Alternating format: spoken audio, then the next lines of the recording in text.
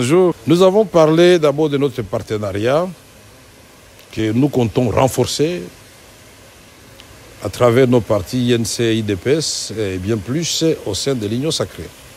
Nous avons parlé des défis auxquels le pays doit faire face maintenant ou auxquels le pays est confronté présentement. Nous avons parlé des défis de la scolarité des enfants, des défis de la santé, etc., etc. Nous n'avons pas seulement évoqué les défis, mais nous avons évoqué la manière de les relever. On ne peut pas gagner une guerre sans mettre de l'ordre dans l'armée.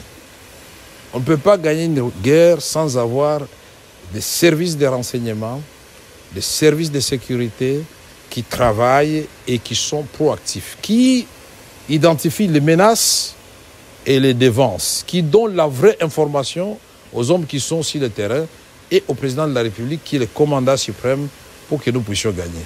D'aucuns pensent que le président va gagner le combat, c'est-à-dire il va descendre lui-même. Si le terrain commence à tirer, c'est ce qui nous font mal. Non, c'est une question d'abord qui concerne l'armée qui est l'outil de défense. Il faut lui donner les moyens, il faut lui donner la vraie information, c'est-à-dire renseignement militaire, mais il faut l'encadrer à tous les niveaux. Nous avons parlé aussi des solutions en ce qui concerne comment améliorer les bien-être des Congolais. Il y a déjà le projet de 145 territoires de transformation agricole qui a commencé, mais qu'il faut renforcer. Nous avons parlé aussi de la santé universelle, en commençant par Kinshasa pour la maternité gratuite. Nous avons parlé aussi du fait que l'agriculture, et je l'ai dit, avec 2 345 000 km² de terre, 2 345 000 km² de terre au Congo, 80 millions de terres arables et 40 millions irrigables, ça fait 120 millions. Le même espace cultivable que la Chine, qui nourrit 1,5 milliard de Chinois et qui exporte la différence. Il a été établi que le Congo peut produire pour 2 milliards de bouches. Donc ça signifie que nous devons mettre tous les moyens qu'il faut dans ce projet pour que le Congo devienne vert et qu'on produise. Nous avons parlé aussi de l'amélioration des salaires des fonctionnaires, des militaires, de tout le monde. Oui, on va les continuer ensemble, bien sûr, parce que le projet de 100 jours a fait couler beaucoup d'encre sous le pont. Il est temps que M. Caméré, qui était directeur du cabinet chef de l'État, qui ne pouvait pas parler parce qu'il était prisonnier, qui a été acquitté et qui ne pouvait pas parler parce que moi, j'ai une certaine éthique, j'ai réservé la primeur au président de la République. Mais maintenant, nous allons parler de 100 jours et montrer que depuis 1960, il n'y a aucun programme conçu en 15 jours et laisser des tâches indélébiles en 9 mois. Ça n'existe pas. Et je mettrai quiconque au défi. Il a fallu 32 ans pour le président Mobutu, il a fallu 18 ans pour le président Joseph Kabila, mais en 9 mois, nous étions sur la voie. Dans un conseil des ministres malheureux, ce jour-là, j'avais la malaria, le premier ministre de l'époque va dire, tiens, on a payé 77 millions au lieu de 7 millions de dollars. Mettez-vous à la place du président de la République. Il a sursauté dans sa chaise. Il a parlé qu'on audite. Mais le ministre de la Justice de l'époque a dit non, je me saisis du dossier. Moi, j'instruis les dossiers. Et comme je n'avais pas peur, je suis allé au parquet de Matete. Et c'était le chemin pour Makala. Et me revoici à la cité de l'Union africaine.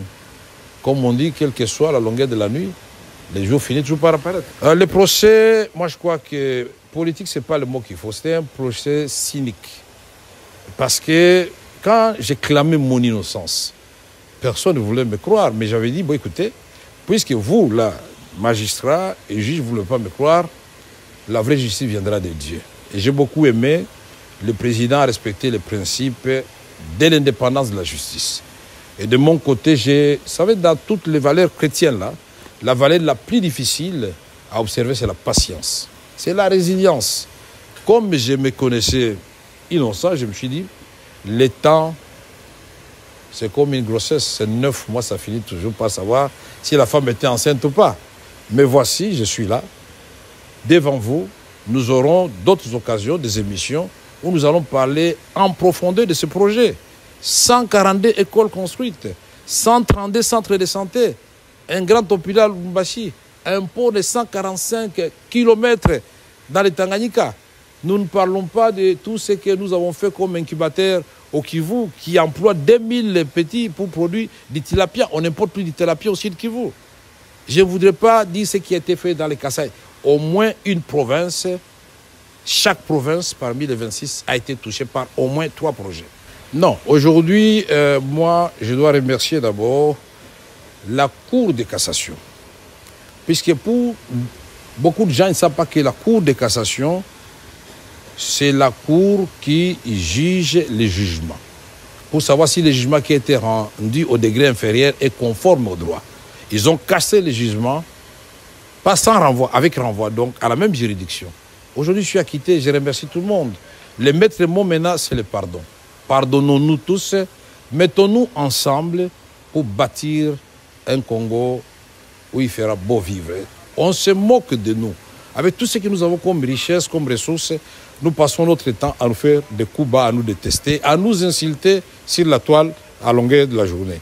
Moi, j'ai dit, et je le répète, l'épreuve endurée est en dessous de ce que l'on peut donner à sa patrie, à sa nation, à la communauté congolaise, à laquelle je suis attaché profondément. Je vais organiser une messe d'action de grâce à Kinshasa comme à Bukavu pour remercier le Seigneur de m'avoir gardé en vie. Je pouvais mourir. Là, ce n'est pas un endroit où il faut souhaiter envoyer quelqu'un.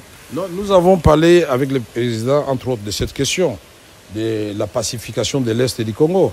Et tous nous sommes d'accord qu'il n'y a pas que l'option militaire. Je lui ai dit ce que nous avons fait à son temps. Et toi, Christian, tu étais témoin puisque tu m'as accompagné dans cette caravane de la paix. Il y a l'option militaire, mais il y a la diplomatie, il y a d'autres options, parce que quel que soit ce que nous ferons, et la géographie, et l'histoire nous condamnent de vivre éternellement jusqu'à ce que le monde se fasse comme des voisins. Qui va transporter le Congo pour l'amener ailleurs ou le Rwanda ailleurs? Je crois qu'il y a des préalables en cela. Il faut qu'il y ait de bonnes volontés de part et d'autre. Nous sommes de bonnes volontés. Il faut que de l'autre côté, il y ait la sincérité. Nous sommes sincères. C'est à eux de nous rencontrer, de nous dire en toute sincérité que cette guerre n'arrange personne. Puisqu'il y a des morts de part et d'autre. Nous devons y mettre fin. Je me vois comme un citoyen congolais déterminé à aider son pays. Je vais interpeller la presse. La presse, fait une communication qui puisse aider le pays. Dans les réseaux sociaux, faites des choses qui puissent aider le pays. Il ne faut pas être nécessairement Premier ministre, Président de la République ou ministre pour aider son pays. Non, comme on dit, la voix du peuple, c'est la voix de Dieu. Laissons Dieu s'exprimer à travers son peuple et inspirer le Président de la République. Moi, je me sens à l'aise pour aider le pays. Je sais ce que vous voulez que je vous dise, mais je ne vous le dirai pas.